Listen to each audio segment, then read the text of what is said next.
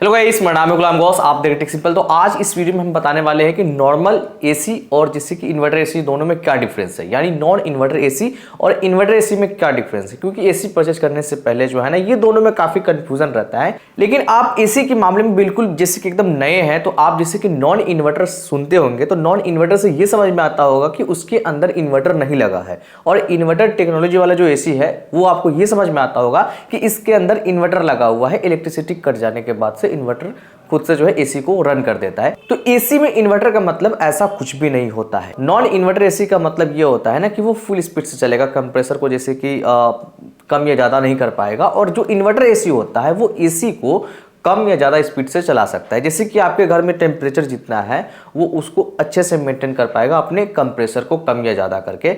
यही होता है जैसे कि इन्वर्टर एसी में, और नॉन इन्वर्टर का हमने आपको बता दिया है। तो अगर आपके पास में जैसे कि कोई नॉन इन्वर्टर एसी है तो जब भी चलेगा तो फुल स्पीड से चलेगा। तो फुल स्पीड से चलने के लिए जो है ना, पावर कंजप्शन पूरा इस्तेमाल करेगा वो। जैसे कि मान लीजिए कि 1200-1300 वाट है, तो 1200-1300 वाट 1400 वाट जो भी वो ले रहा है वो फुल स्पीड से 1 घंटा में वो कंज्यूम करेगा। और जैसे ही घर आपका ठंडा हो जाता है वो ऑटो कट ऑफ कर देगा, यानी कंप्रेसर को बंद कर देगा।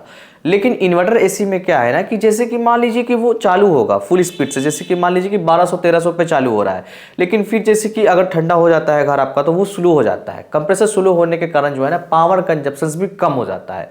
तो समझिए कि वो 1000 वाट से फिर वो और कम हो सकता है, 800, 700, 600, 500 वाट, 400 वाट, यहाँ तक कि 280 वाट तक वो जा सकता है। इतना कम हो जाएगा।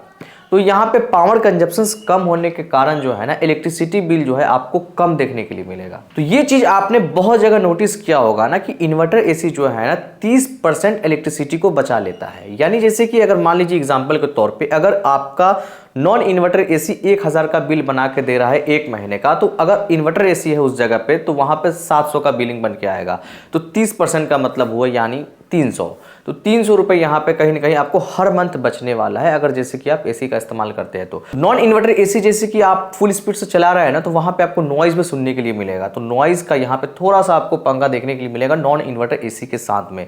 इन्वर्टर एसी में क्या है ना कि एक बार टेम्परेचर जैसे कि वो सेट कर देता है तो अपने हिसाब से वो कम ज्यादा करके कंप्रेसर को यूज करता है। समझिए कि वो कंप्रेसर को स्लो ही काम करवाता है, जिसके कारण जो है ना नॉइज आपको कम देखने के लिए मिलेगा। एक चीज यहाँ पे हम और बताने वाले हैं, जिससे कि मान लीजिए कि आपको एकदम कांस्टेंट टेम्परेचर चाहिए। जैसे कि मान लीजिए कि आपने 22 डिग्री टेम्परेचर सेट किया है या 24 डिग्री टेम्परेचर सेट किया, आप चाहते हैं कि उतना ही डिग्री टेम्परेचर है, इससे ज्यादा टेम्परेचर नहीं रहे। इस कंडीशन में भी जो है ना, यहाँ पे इन्वर्टर एसी काफी कांस्टेंट आपको टेम्परेचर मेंटेन करके घर में देगा। क्योंकि वो कभी भी क्या करता है ना कि उसके अंदर जो सेंसर होता है वो काफी अच्छा काम करता है, और जो कंप्रेसर होता है वो तो कम ज्यादा करता है। तो एकदम बैलेंस आपको पूरा एकदम स्टेबल उसमें रूम टेम्परेचर आपको ये निकाल करके दे देगा। नॉन इन्वर्टर में क्या होता है ना कि एक बार में जैसे कि घर कूल हो जाता है, कूल हो जाने के बाद में क्या है ना कि वो कट ऑफ कर देता है, कंप्रेसर को कट ऑफ कर देता है, यानी बंद कर देता है। उस कंडीशन में टेम्परेचर जो है धीरे धीरे गिरने लगता है। वो कंप्रेसर को बोलेगा कि ठीक है आप चालू कर दीजिए, यहाँ पे जो है ना कूलिंग कम हो गया है घर में। तो दोनों में आपने क्या देखा कि यहाँ पे जो नॉन इन्वर्टर है ना, यहाँ पे टेम्परेचर कांस्टेंट नहीं देगा, फ्लक्चुएट रहेगा। जैसे कि कभी 24 रह सकता है, कभी 26, कभी 28, इस तरह से रह सकता है। लेकिन जैसे कि एकदम कांस्टेंट चाहिए, काफी मतलब एक्यूरेट चाहिए टेम्परेचर, तो उसके लिए इन्वर्टर एसी कहीं ना कहीं बेस्ट होता है। अब बहुत लोग ऐसा सोचते हैं कि नॉन इन्वर्टर एसी जो होता है ना ज्यादा कूल करता है, इन्वर्टर एसी कम कूल करता है। तो ऐसा कुछ भी नहीं है, टोटली डिपेंड करता है कूलिंग कैपेसिटी के ऊपर में। कूलिंग कैपेसिटी अगर आपका एसी का सही है तो वो सही से करेगा रन, और नहीं तो वो कम कूल करेगा। कूलिंग कैपेसिटी 1.5 टन का एसी है तो कम से कम 5000 वाट से ऊपर होना चाहिए, तब वो अच्छा खासा कूलिंग करेगा। और यहाँ पे हम किसी चीज को विनर नहीं कराने वाले, किसी चीज को हम हराने वाले नहीं है। तो ये चीज आप ध्यान में रखें। यहाँ पे हम कंपेरिजन कर रहे हैं। नॉन इन्वर्टर एसी जो है ना, बहुत लोग कहते हैं कि लो मेंटेनेंस पे काम हो जाता है, इन्वर्टर एसी जो है ना हाई मेंटेनेंस पे आता है।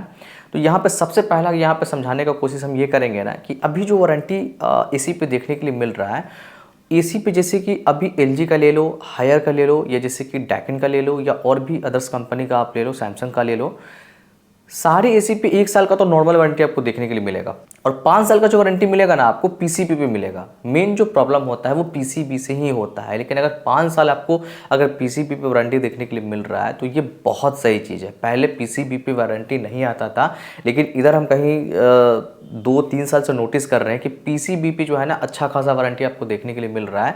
तो जब पीसीबी पे इन्वर्टर एसी में 5 साल का वारंटी आपको देखने के लिए मिल रहा है, तो समझिए कि ये बेस्ट है। और 10 साल का जो कंप्रेसर पे वारंटी मिल रहा है वो अलग से मिल रहा है।